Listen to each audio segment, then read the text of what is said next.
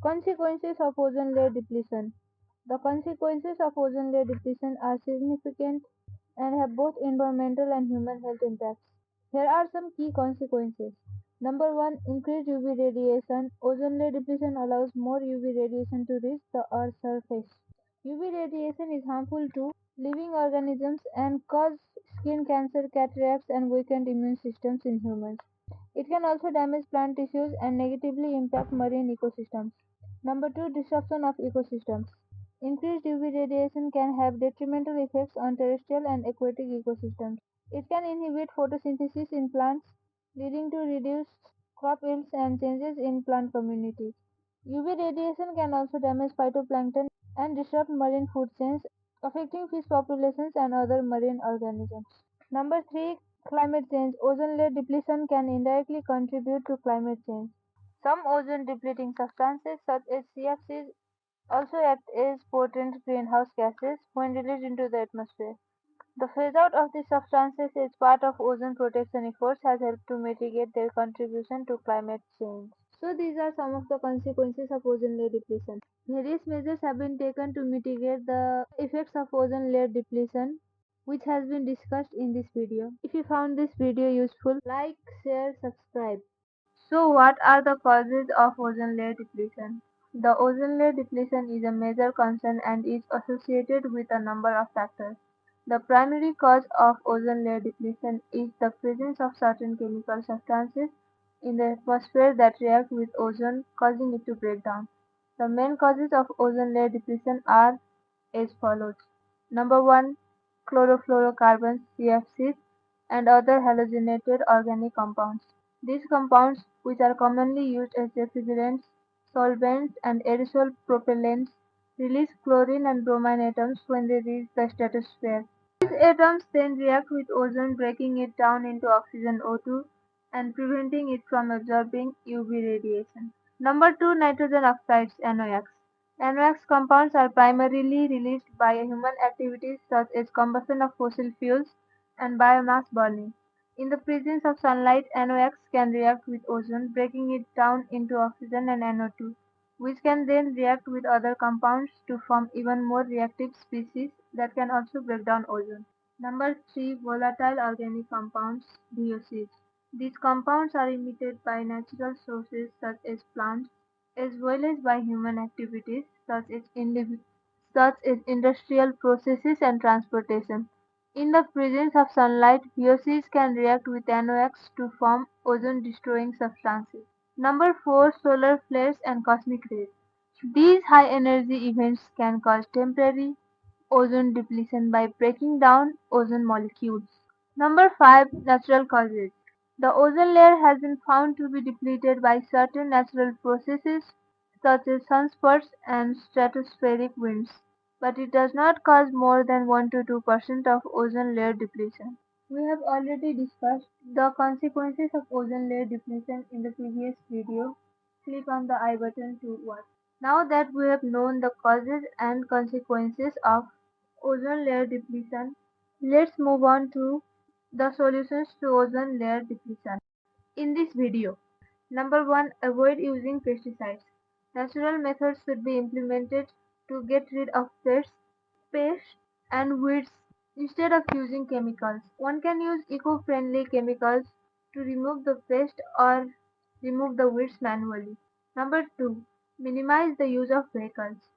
The vehicles emit a large amount of greenhouse gases that lead to global warming as well as ozone depletion. Therefore, the use of vehicles should be minimized as much as possible. Number 3, use of eco-friendly cleaning products.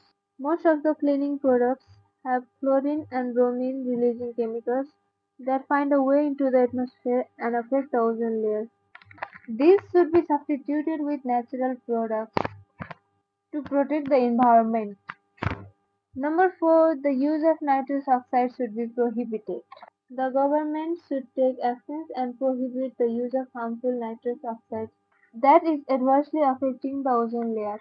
People should be made aware of the harmful effects of nitrous oxides and the products emitting the harmful gases so that its use is minimized at the individual level as well. And there are many solutions to prevent ozone layer depletion, which you can read it in our blog. To know what is acid rain and its causes and consequences, if you found this video helpful, subscribe. What happens when a lake eats too well? Today we are going to learn about eutrophication and the ways to control it. But first we will have to know about eutrophication. Eutrophication is a process that occurs when a body of water, such as a lake or river, becomes over-enriched with nutrients, especially nitrogen and phosphorus.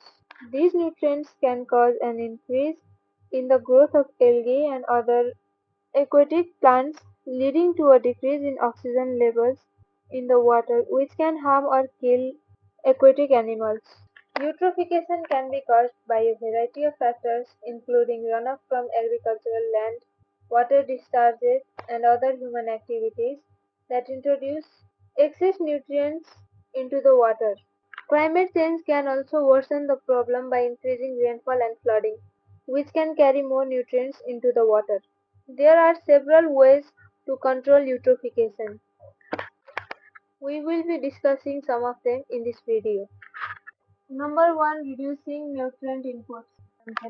This can be achieved by managing agricultural practices, reducing the use of fertilizers and other sources of nutrients, and improving wastewater treatment. Number 2. Restoring natural vegetation.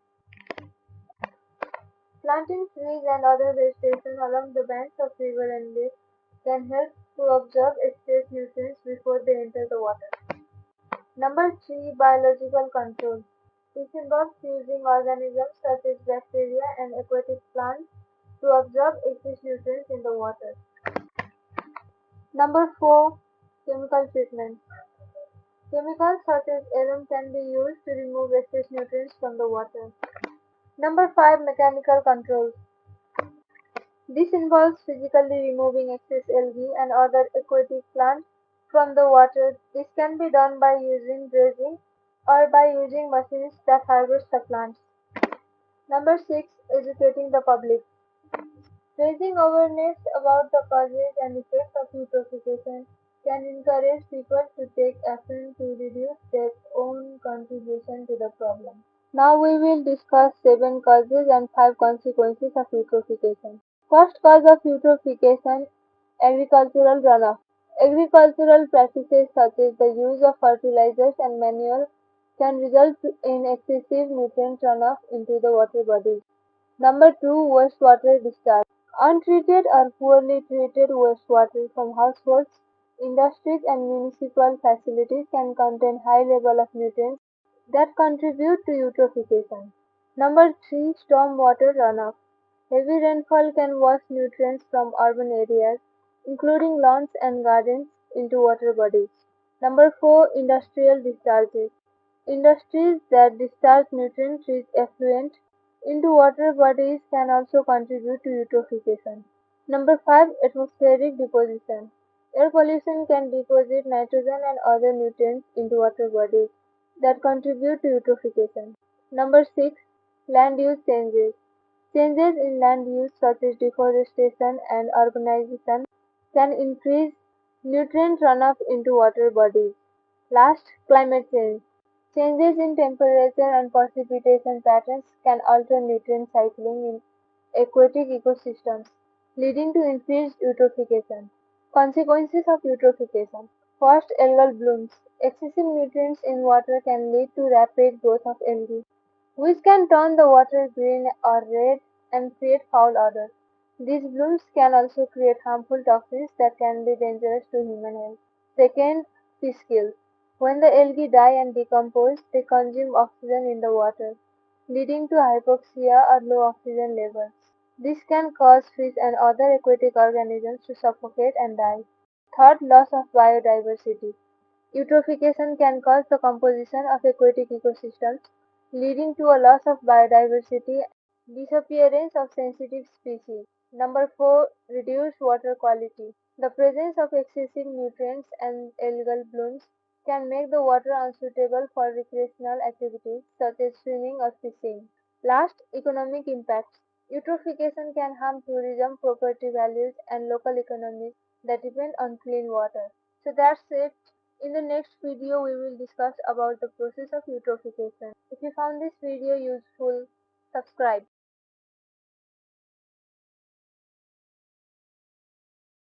Today we will learn about the process of eutrophication.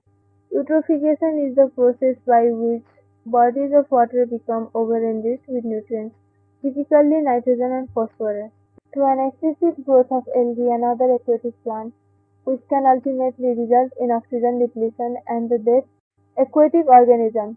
There are two types of eutrophication, natural and cultural. Natural eutrophication occurs over very long periods of time as rocks and soil erode and release small amounts of nutrients into the bodies of water.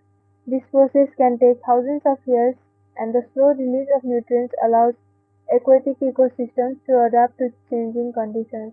And about cultural eutrophication is caused by human activities such as agricultural runoff, sewage discharges, and industrial effluents. These sources introduce large amounts of nutrients into bodies of water in a short period of time. The process of cultural eutrophication typically involves several stages. Excess nutrients enter a body of water. This can happen through a variety of human activities, including agricultural runoff, sewage discharges, and industrial effluents. Number two, algal blooms. The excess nutrients provide a food source for and other aquatic plants, which can grow rapidly and form dense mats on the surface of water. Dense mats on the surface of the water. This can lead to the formation of harmful algal blooms, which can produce toxins that can be harmful to humans and wildlife. Number three, oxygen depletion. As the algae and other aquatic plants die and decompose, they consume oxygen from the water. This can lead to a decrease in oxygen levels in the water, which can be harmful or even fatal to fish and other organisms. The last one, dead zones. In extreme cases, the oxygen depletion can become so severe that large areas of water become hypoxic or completely devoid of oxygen. These areas, known as dead zones, are unable to support most forms of aquatic life. So this was the process of eutrophication. If you found this video useful, subscribe. What if I told you one of the most powerful tools we have to fight climate change isn't a new solar panel or a fancy electric car, but a simple radical idea: paying countries not to cut their trees down. It sounds almost too simple, but this idea is at the heart of global program that's trying to change the entire economic equation of our planet's forest. Program that's trying to change the entire economic equation of our planet's forest. Today we are breaking down REDD plus, the plan to make our forests worth more alive than dead. Why is forest so important for the climate? We all learned in school that trees breathe in carbon dioxide and breathe out oxygen. They are the lungs of our planet. But they are also like giant living carbon banks. For centuries, they have been pulling carbon out of the atmosphere and locking it away in their trunks, their leaves, and the soil. The Amazon rainforest alone stores over 120 billion tons of carbon. But when we cut down trees and burn those forests, all that stored carbon is released back into the atmosphere. It's like emptying a massive bank account of carbon straight into the air. For decades, the economics were simple. A dead tree used for lumber or clear land used for cattle ranching or palm oil was worth more money than a living tree. So how do you change that? This is where REDD plus comes in. This is where REDD plus comes in. Imagine the world giving a job offer to the great forests of Amazon, the Congo Basin, and Southeast Asia. The job description: keep doing what you are doing, storing carbon and staying alive. The salary: millions, sometimes billions of dollars. International funding. RED Plus is an acronym that stands for R reducing. Essentially, it is a system to create financial hooks, real cash incentives for developing countries to protect their forests. So how does this actually work? It is a three-step process. First, a country has to figure out its historical rate of deforestation. Think of it like a diet. Before you can track your progress, you have to weigh yours. Countries use satellite data from the past to create a business as usual line showing how much forest they would have lost without any action. Step 2, take action. Next, the country has to actually do the work. This isn't just one single thing, it is a whole toolbox of policy. It could mean hiring more park rangers to stop illegal logging, giving formal land titles to indigenous communities who are proven to be the best guardians of forests, or helping farmers use techniques that don't require clearing new land. 3. Prove it and get paid. This is the most important part. After a few years, the country uses satellite imagery and on the ground checks to measure its new lower deforestation rate. Have to report the results and independent experts have to verify them. If they can prove they reduce emissions compared to their baseline, they get paid.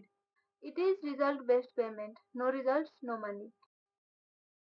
Now what about that little plus sign in REDD plus? It was added later because we realized that stopping deforestation wasn't enough. The plus includes three more crucial activities. Conservation, sustainable management of forests, and enhancement. Conservation, protecting forests that are still standing but are under threat. Sustainable management of forests, using forest resources wisely without depleting them. Last, enhancement, basically planting more trees and restoring forest, degraded forests to increase carbon storage. REDD Plus isn't just about stopping the bad stuff. It is also about encouraging the good stuff. This all sounds amazing. So why haven't we solved deforestation yet? Well, as with any big idea, there are some serious challenges. What if you protect a forest here and the loggers just move their operations right next door, outside the protected zone? The problem isn't solved, it just leaked to another area. This is a huge one. Does the money from REDD Plus actually reach the local and indigenous communities who are on the front lines protecting the forest? Or does it get stuck in government bureaucracy and corruption? Ensuring the benefits are shared fairly is one of the biggest hurdles. What happens if a country gets paid for protecting a forest for 5 years and then a new government comes in and allows it to be cut down? Massive wildfire burns it up all. The climate benefit is lost forever. So REDD Plus is not a perfect solution. It is not a silver bullet, but it is one of the most important tools we have because it fundamentally tries to change the system. It is an admission that our global economy has been treating nature as free and disposable for far too long. By putting a real, tangible financial value on a living, breathing forest, REDD Plus gives us a powerful hook to fight back against the economic forces driving deforestation. It is complex and it is challenging, but it is a critical step in learning how to properly value our planet's most vital economic systems. So, what do you think? Is REDD Plus a genius plan or a flawed dream? And if you learned something new today and want to explore more big ideas that are shaping our world, make sure to hit that like button and subscribe.